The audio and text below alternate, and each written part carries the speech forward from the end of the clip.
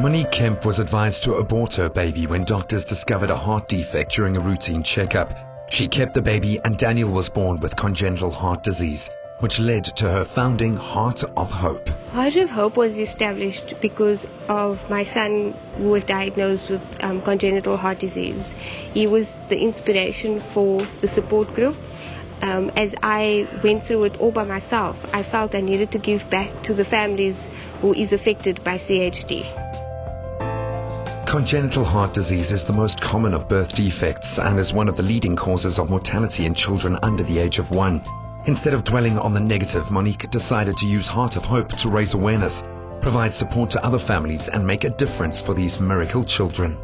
My vision for Heart of Hope for families that is part of it is that we are able to create a support group that is well established in being able to help one another through our difficult road with congenital heart disease, to create the awareness that more people will be aware of this realistic disease that attacks families each and every day. Natasha's story is similar to that of Monique's. Thankfully, just like the Kemp family, her daughter Amy also survived living with another form of congenital heart disease, thanks to medical intervention.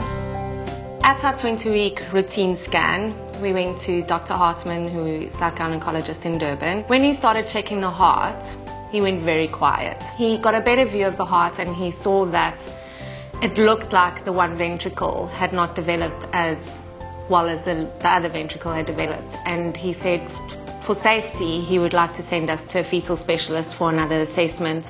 We then got the news after he did the echo that the problems with Amy's heart was a lot more than what was initially thought. Her left ventricle did not develop at all, and this is when we received the diagnosis of hypoplastic left heart syndrome. Amy's form of congenital heart defect is considered one of the most severe forms. Her first operation, known as the Norwood procedure, took 9 harrowing hours. Amy's first 4 months of her life was a bit rough. She was in ICU for 35 days and in pediatrics for 10 days before she was allowed to come home after she was born. She had a neck surgery at 4 months of age where she spent another 3 weeks in hospital. After that operation, life was a lot better for her. She started walking, she could play better, she was just a much happier girl.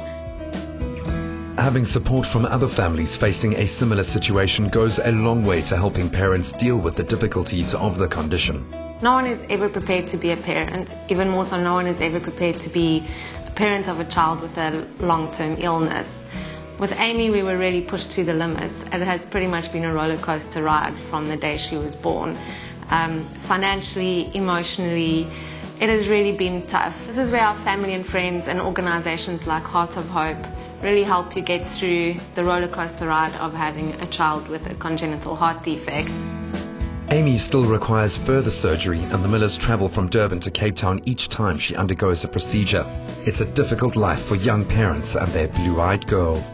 My advice to all pregnant women is to have a fetal assessment at 20 weeks to make sure that the baby's heart is developing properly. If your baby is diagnosed with a CHD, it's a scary road, but there are good people, good doctors, good surgeons out there. Make sure you do your homework.